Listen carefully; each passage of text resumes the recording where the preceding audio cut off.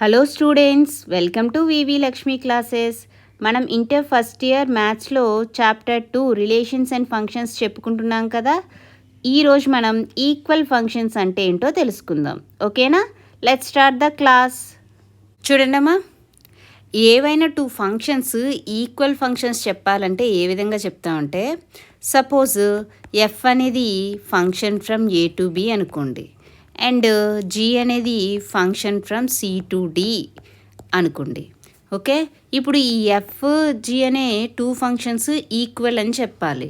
Equal అని చెప్పాలి అన్నప్పుడు ఏమవ్వాలి అంటే వాటి యొక్క డొమైన్స్ అనేవి ఈక్వల్ అవ్వాలి. ఇక్కడ డొమైన్ అంటే ఏమవుతుందమ్మా, డొమైన్ ఆఫ్ ఎఫ్ అంటే ఏం చెప్పుకున్నాం, ఎఫ్ అనేది ఎక్కడి నుంచి ఎక్కడికి function, F to B. So domain A అవుతుంది, కోడొమైన్ బి అవుతుంది. సో డొమైన్ ఆఫ్ ఎఫ్ ఏంటి, A. And codomain of F ఏంటి, కోడొమైన్ ఆఫ్ ఎఫ్ బి. ఓకేనా? ఇక్కడ డొమైన్ ఆఫ్ జీ ఏంటి, domain of G is equal to C. And codomain ఏంటి, codomain of G D. Okay, అర్థమైందా? అయితే ఈ ఎఫ్ జీ అనే 2 ఫంక్షన్స్ కూడా ఈక్వల్ చెప్పాలి అంటే ఏమవ్వాలి అంటే domain of F is equal to domain of G అవ్వాలి. Okay, domain of F is equal to domain of G అవ్వాలి. ఇక్కడ డొమైన్ ఆఫ్ ఎఫ్ ఏంటి, A. A is equal to domain of G ఏంటి, C. A equal to C అవ్వాలి. అదేవిధంగా వాటి యొక్క కోడొమైన్స్ కూడా ఈక్వల్ అవ్వాలి. అర్థమవుతుందా? ఓన్లీ డొమైన్సే కాదు, కోడొమైన్స్ కూడా ఈక్వల్ అవ్వాలి. ఎఫ్ యొక్క కోడొమైన్, జీ యొక్క కోడొమైన్. ఎఫ్ యొక్క కోడొమైన్ ఏంటి, బి. అండ్ జీ యొక్క codomain D. So B is equal to D అవ్వాలి. ఫస్ట్ కండిషన్ డొమైన్స్ ఈక్వల్ అవ్వాలి, సెకండ్ కండిషన్ కోడొమైన్స్ ఈక్వల్ అవ్వాలి, థర్డ్ కండిషన్ ఏమవ్వాలి అంటే F of X is equal to G of X అవ్వాలి. ఈ X అనేది డొమైన్లో ఎలిమెంట్. ఓకే, డొమైన్లో తీసుకునే ప్రతి ఎలిమెంట్ దగ్గర కూడా F value and G value అనేది ఈక్వల్ అవ్వాలి. ఏ ఫంక్షన్స్ అయితే ఈ 3 కండిషన్స్ సాటిస్ఫై అవుతాయో అప్పుడు ఆ 2 ఫంక్షన్స్ కూడా మనం ఈక్వల్ అని చెప్పొచ్చు. చూడండి, ఇక్కడ డెఫినేషన్ అదే ఇచ్చారు. ఈక్వల్ ఫంక్షన్స్ అంటే ఏంటి, ఎఫ్ జీ అనేవి ఈక్వల్ అని చెప్పాలి అంటే ఇక్కడ 3 కండిషన్స్ సాటిస్ఫై అవ్వాలి. ఓకే, ఏంటవి, డొమైన్ ఆఫ్ ఎఫ్ అనేది డొమైన్ ఆఫ్ జీకి ఈక్వల్ అవ్వాలి, అదేవిధంగా codomain of F and codomain of G equal అవ్వాలి, అండ్ అదేవిధంగా F of X equal to G of X for every X belonging to their common domain. So రెండిటికి same domain కదా, so ఆ డొమైన్లో తీసుకునే ప్రతి ఎలిమెంట్ దగ్గర ఎఫ్ వాల్యూ జీ వాల్యూ అనేవి ఈక్వల్ అయితే కనుక ఆ 2 ఫంక్షన్స్ ఈక్వల్ అని చెప్తాం. డినోట్ చేయడం ఏ విధంగా డినోట్ చేస్తాం, ఎఫ్ ఈక్వల్ టు జీ అని రాస్తాం. ఓకేనా? సో డెఫినిషన్ చూసారు కదా. ఇప్పుడు ఎగ్జాంపుల్ చూడండి, మీకు ఇంకా క్లియర్గా అర్థమవుతుంది. ఎగ్జాంపుల్ చూడండి అమ్మా. లెట్ ఏ ఈక్వల్ టు ఏం తీసుకుంటున్నానంటే 1 2 అండ్ బి అనే సెట్ ఏ విధంగా తీసుకుంటున్నానంటే 3 6 అని తీసుకున్నాను. ఇక్కడ F from A to B ఏ విధంగా డిఫైన్ చేశానంటే ఎఫ్ ఫ్రమ్ ఏ టు బిని F of X equal to X square plus 2 అని డిఫైన్ చేసాం. అండ్ జీ అనే ఫంక్షన్ని జీ ఫ్రమ్ ఏ టు బిని ఏ విధంగా డిఫైన్ చేసాం, G of X equal to 3x అని డిఫైన్ చేసాం.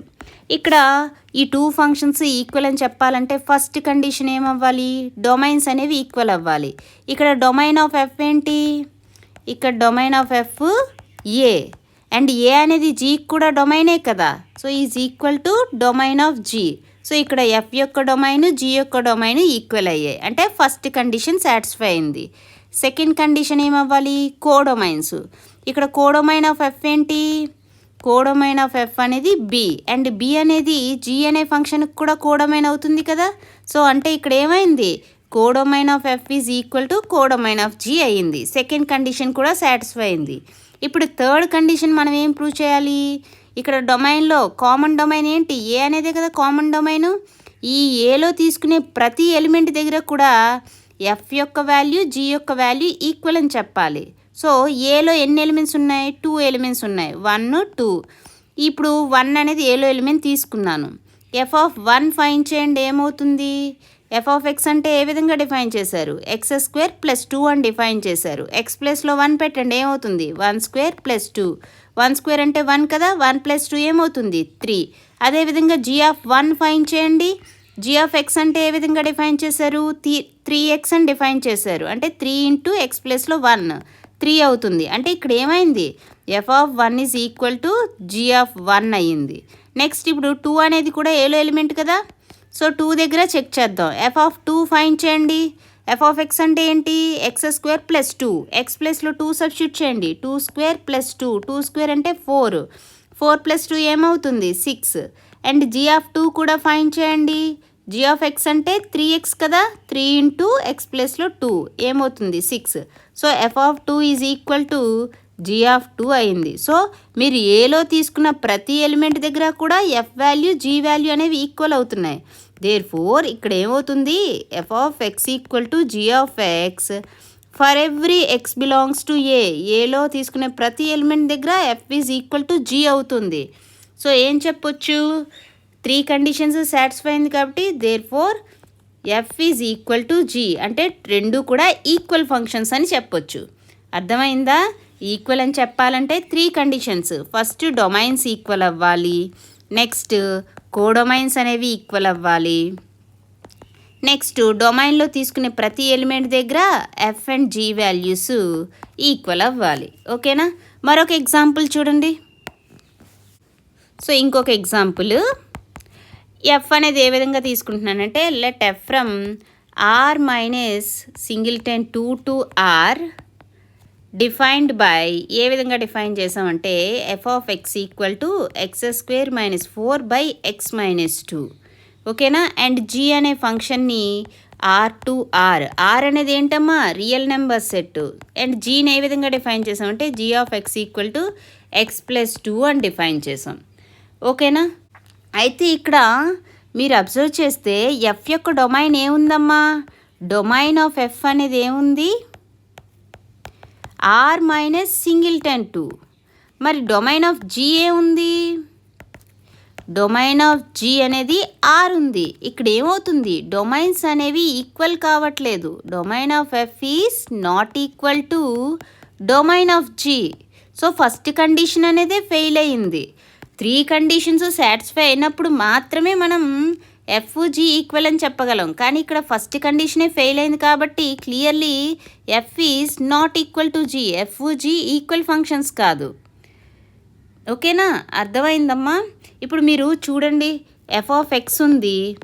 f(x) = ఏంటి ఇక్కడ, x² - 4/x - 2. x² - 4ని మనం ఏమని రాయొచ్చు, x² - 2² రాయొచ్చు. ఇది x - 2, x² - 2ని x + 2 × x - 2 upon x - 2. x - 2 cancel అయితే ఏమవుతుంది, x + 2 అవుతుంది. ఇక్కడ x అనేది ఏంటి, r - (2)లో వాల్యూ.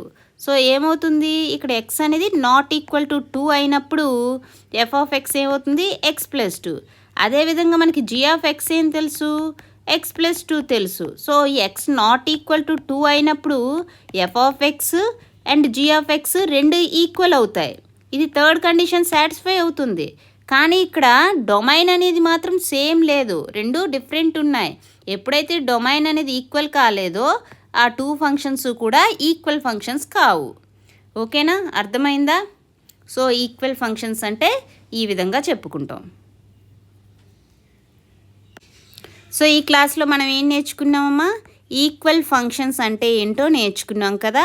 నెక్స్ట్ క్లాస్లో మనం రియల్ వాల్యూడ్ ఫంక్షన్ అంటే ఏంటో తెలుసుకుందాం. ఓకేనా, real function and real valued function ఏంటనేది నెక్స్ట్ క్లాస్లో మనం నేర్చుకుందాం.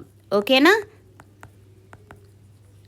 ఈ క్లాస్ మీకు నచ్చినట్లయితే like, share, subscribe. Thank you for watching. Keep learning.